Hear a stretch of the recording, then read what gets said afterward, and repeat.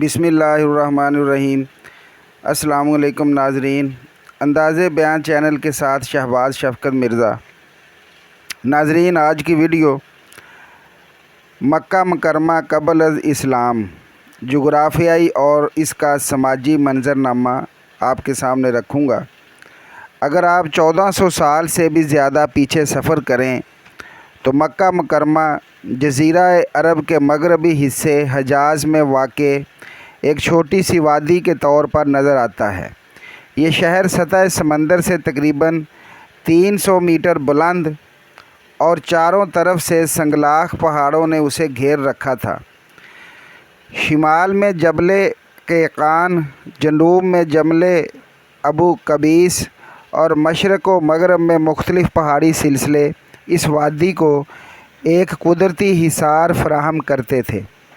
یہاں نہ کوئی بڑی نہر تھی، نہ سرسبز کھیت اور نہ گھنے باغات۔ زمین سخت اور موسم انتہائی گرم تھا۔ گرمیوں میں سورج کی تپش پتھروں کو دہکا دیتی اور دن کے وقت سفر کرنا دشوار ہو جاتا۔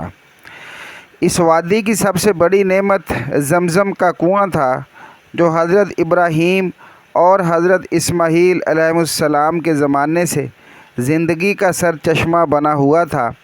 اسی پانی نے اس بے آب و گیا وادی میں انسانی آبادی کو قائم رکھا۔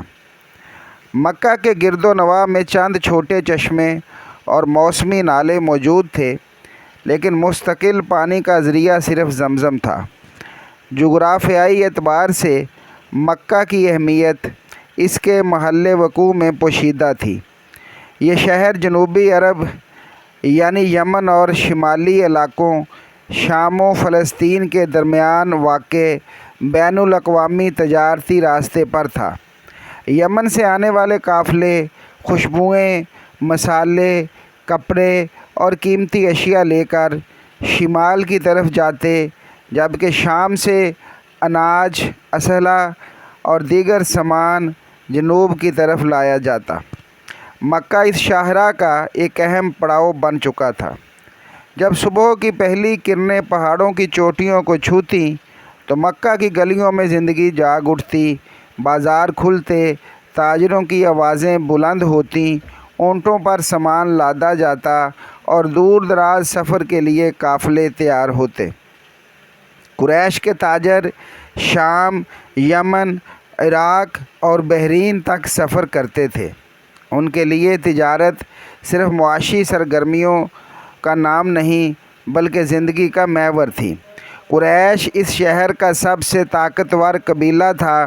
یہ قبیلہ مختلف شاخوں میں تقسیم تھا، جن میں بنو ہاشم، بنو امیہ، بنو مخزوم، بنو عبد الزار اور دیگر خاندان شامل تھے، اور ہر خاندان کا اپنا مقام، اثر و رسوخ اور ذمہ داریاں تھیں۔ خانہ کعبہ کی خدمت، حاجیوں کی مہمان نوازی، جنگی قیادت اور تجارتی معاملات مختلف خاندانوں کے درمیان تقسیم تھے۔ مکہ کا سیاسی نظام کسی بادشاہت پر قائم نہیں تھا۔ یہاں قبائلی سرداروں کی مجلس اہم فیصلے کرتی تھی۔ دار الندوہ نامی عمارت سیاسی مشاورت کا مرکز تھی۔ یہی وہ جگہ تھی جہاں جنگ، صلح، تجارت اور سماجی معاملات کے فیصلے ہوتے تھے۔ سماجی لحاظ سے عرب معاشرہ شدید قبائلی عصبیت کا شکار تھا۔ ایک فرد کی پہچان اس کے کردار سے زیادہ اس کے قبیلے سے ہوتی تھی۔ اگر کسی شخص پر ظلم ہوتا تو انصاف کا معیار حق نہیں بلکہ قبائلی طاقت ہوتی۔ طاقتور قبیلے کمزوروں پر برتری رکھتے اور اکثر معمولی تنازعات خون ریز جنگوں میں تبدیل ہو جاتے۔ اس دور میں عورت کی حیثیت عمومی طور پر کمزور تھی۔ بعض قبائل بیٹی کی پیدائش کو باعث شرم سمجھتے اور اسے زندہ دفن کر دیتے۔ اگرچہ تمام عرب ایسا نہیں کرتے تھے، لیکن یہ رسم جاہلی معاشرے کے تاریک ترین پہلوؤں میں شمار ہوتی تھی۔ دوسری طرف چند خاندانوں میں خواتین کو تجارت اور سماجی معاملات میں بھی کردار حاصل تھا۔ جیسا کہ بعد میں حضرت خدیجہ رضی اللہ تعالی عنہا کی شخصیت سے ظاہر ہوتا ہے۔ مکہ کے بازار صرف تجارت کے مراکز نہیں تھے بلکہ ثقافتی سرگرمیوں کا مرکز بھی تھے۔ عکاظ، مجنہ اور ذوالمجاز جیسے بازاروں میں شعراء اپنے قصائد سناتے، خطباء تقریریں کرتے اور قبائل اپنی شان و شوکت کا اظہار کرتے۔ عرب معاشرہ زبان و بیان کا عاشق تھا۔ ایک بہترین شاعر پورے قبیلے کا فخر سمجھا جاتا تھا اور ایک طنزیہ شعر دشمن قبیلے کے لیے جنگ کا سبب بن سکتا تھا۔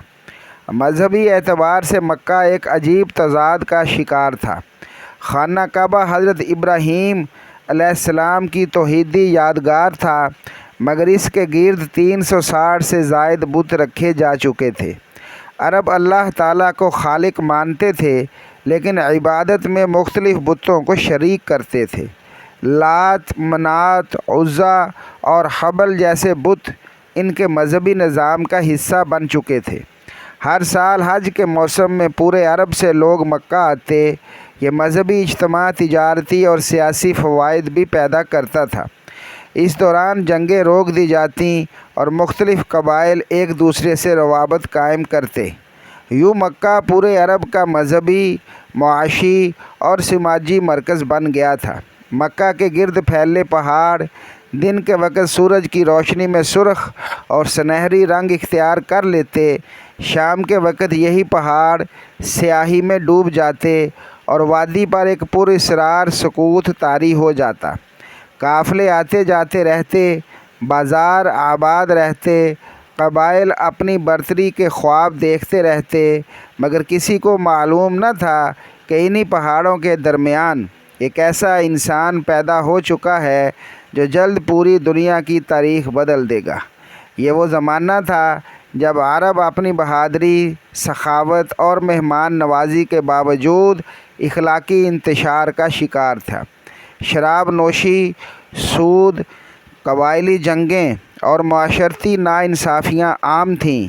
طاقتور کمزوروں کو دباتے اور غلاموں کو انسان نہیں بلکہ ملکیت سمجھا جاتا تھا۔ لیکن اسی تاریکی میں کچھ ایسے لوگ بھی موجود تھے جو ابراہیمی دین کی باقیات سے وابستہ تھے اور سچائی کی تلاش میں سرگرداں رہتے تھے۔ مکہ کی یہ وادی بظاہر ایک عام تجارتی شہر تھی، مگر حقیقت میں تاریخ کے ایک عظیم موڑ کی منتظر تھی۔ اس کے پہاڑ، اس کی گلیاں، اس کے بازار، اس کے قافلے اور اس کے قبائل سب ایک ایسے انقلاب کے انتظار میں تھے جس کا آغاز چند ہی برس بعد غار حرا کی خاموشی سے ہونے والا تھا۔ جب وحی کی پہلی کرن طلوع ہوگی تو یہی وادی جو کبھی جاہلیت کی علامت سمجھی جاتی تھی، انسانیت کے لیے ہدایت کا سرچشمہ بن جائے گی اور مکہ کا نام دنیا کے ہر گوشے میں عقیدت، محبت اور روحانیت کی علامت کے طور پر لیا جائے گا۔